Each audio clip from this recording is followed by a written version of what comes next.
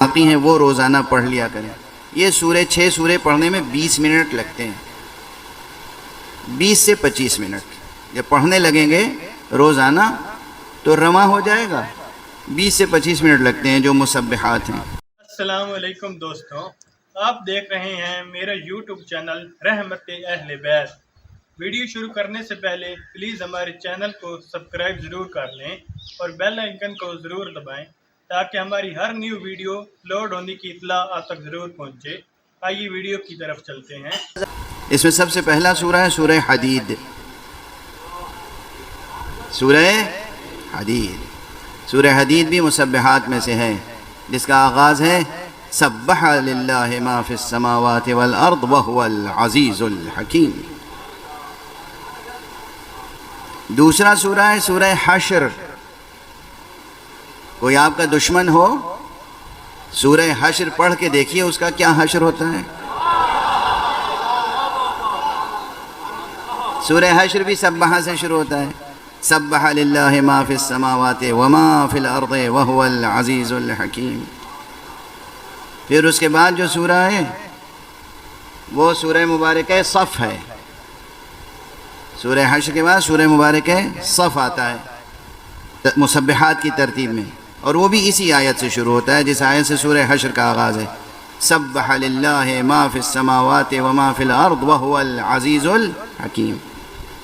اس کے بعد آتا ہے سورہ مبارکہ جمعہ۔ سورہ جمعہ ہر جمعے کو سنتے ہوں گے، علماء نماز میں پڑھتے ہیں، بسم اللہ الرحمن الرحیم، یسبح للہ ما فی السماوات وما فی الارض الملک القدوس العزیز الحکیم، تو یسبحو سے شروع ہوتا ہے، ٹھیک ہے۔ اس کے بعد پھر ایک سورہ اور آتا ہے سورہ تغابن، وہ بھی یسبحو سے شروع ہوتا ہے، اور پھر آخر میں آتا ہے مسبحات کی فہرست میں سورہ اعلیٰ، سبح اسم ربک الاعلیٰ۔ یہ جو 6 سورے ہیں، سورہ حدید، سورہ حشر، سورہ صف، سورہ جمعہ، سورہ تغابن اور سورہ اعلیٰ، اگر کوئی شخص ان سوروں کی تلاوت روز کر کے سوئے تو اس کی زندگی میں جو نورانیت پیدا ہوتی ہے، جو بلندی پیدا ہوتی ہے، جو عظمت پیدا ہوتی ہے، اس کا اندازہ لفظوں میں نہیں کیا جا سکتا، نہیں بیان کیا جا سکتا۔ اب اس میں ایک بات اور ہے، اور وہ یہ ہے صرف 20 سے 25 منٹ لگتے ہیں۔ روایات میں ہے کہ خود آن حضرت صلی اللہ علیہ وآلہ وسلم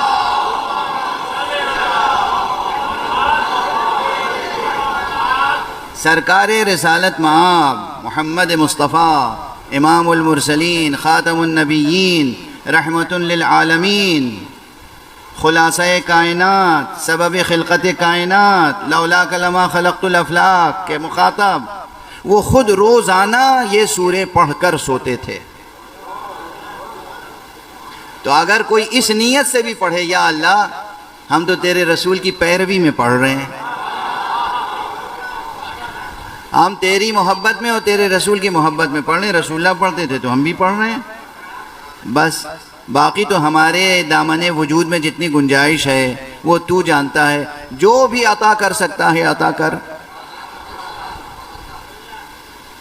کسی کریم کے در پہ جا کے اپنی حاجت بیان کیے بغیر خود کو اس کے سپرد کر دینا، یہ کیفیت ہی کچھ اور ہوتی ہے۔ ہم لوگ کیا کرتے ہیں مقام دعا میں؟ ایک اور صلوات پڑھ دیجئے محمد وآلہ۔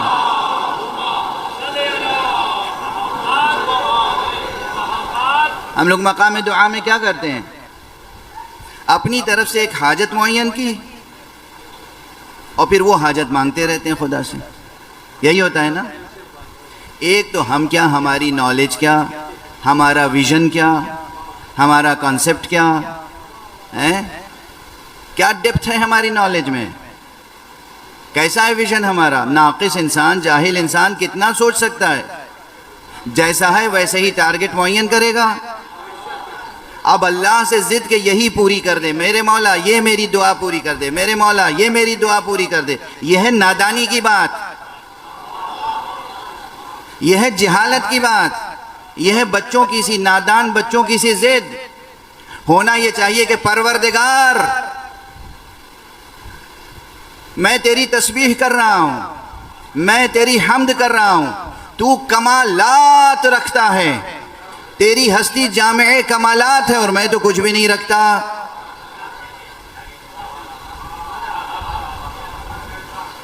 اگر صرف اتنا کہہ کے بھی کوئی خاموش ہو جائے نا تو وہ صاحب کمالات اس کو خالی ہاتھ تو واپس نہیں کرے گا,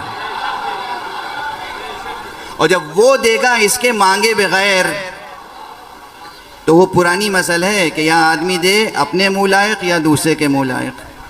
ہمارے دیہات میں لوگ کہا کرتے تھے جب ہم مانگیں گے تو وہ جو ہمارے منہ لائق ہے دے دے گا, جب ہم نہیں مانگیں گے تو اپنی ہستی کے مطابق عطا کرے گا. یہ سلیقہ کس نے سکھایا ہمیں؟ کسی اور نے نہیں, باب مدینۃ العلم امام امیر المؤمنین علی ابن ابی طالب علیہ الصلوۃ والسلام.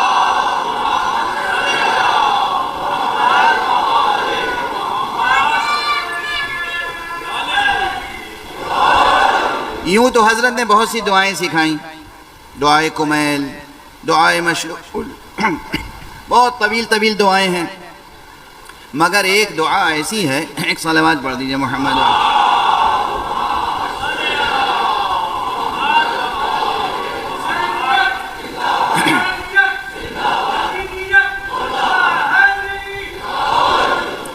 تین فقرے ہیں صرف, خدا کی قسم, 3 فقرے چھوٹے چھوٹے. ان 3 فقروں میں انسان کے حق میں مکمل دعا ہے. حمد الہی بھی ہے, تسبیح و تنزیہ الہی بھی ہے, تحمید الہی بھی ہے, طلب بھی ہے, سب کچھ ہے. اور یہ بلاغت امیر المومنین ہی کی تھی کہ اتنا پھیلا ہوا مضمون سمیٹ کے مختصر لفظوں میں ادا کر دیں. دیکھیے نا, فصیح و بلیغ و قادر الکلام اسی کو کہتے ہیں کہ جو جب چاہے ایک نقطے کو پھیلا کے پوری کتاب بنا دے, اور جب چاہے پوری کتاب کو سمو کے ایک نقطے میں پیش کر دے. یہ قدرت مولا علی کو تھی حاصل, اور اس کے علاوہ کسی حاصل ہو سکتی تھی. جو نقطہ بائے بسم اللہ تھا اسے یہ قدرت اللہ نے دی تھی. تو اب آپ یہ دیکھیے, الہی کفا بی عزا ان اکون لک عبدا وکفا بی فخرا ان تکون لی ربا انت کما احب فاجعلنی کما تحب. دعا پوری ہو گئی. اے پروردگار, الہی کفا بی عزا ان اکون لک عبدا, پروردگار میری عزت کے لیے یہ کافی ہے کہ میں تیرا بندہ ہوں.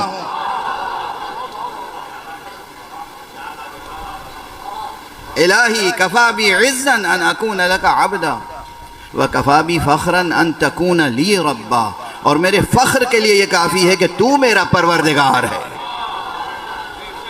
انت کما احب, تو ویسا ہے جیسا میں چاہتا ہوں. فاجعلنی کما تحب, مجھے ویسا بنا لے جیسا تو چاہتا ہے. اچھا, اس دعا میں کوئی چیز رہ گئی؟ اللہ جاہل کو پسند نہیں کرتا تو آپ کو جاہل نہیں رہنے دے گا. اللہ نادار کو پسند نہیں کرتا, نادار نہیں رہنے دے گا. اللہ بد اخلاق کو پسند نہیں کرتا, آپ کو خوش اخلاق بنا دے گا. ہر نقص کو آپ سے دور کرے گا, ہر کمال آپ کے اندر پیدا کر دے گا, اگر آپ صرف ان 3 کلمات کے پابند ہو جائیں. ایک صلوات پڑھ دیں محمد و آلہ.